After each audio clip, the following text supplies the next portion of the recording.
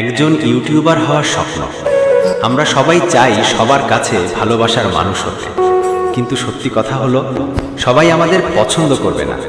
কেউ হাসবে, কেউ কটূক্তি করবে, কেউ বলবে তুই কিছুই পারবি না।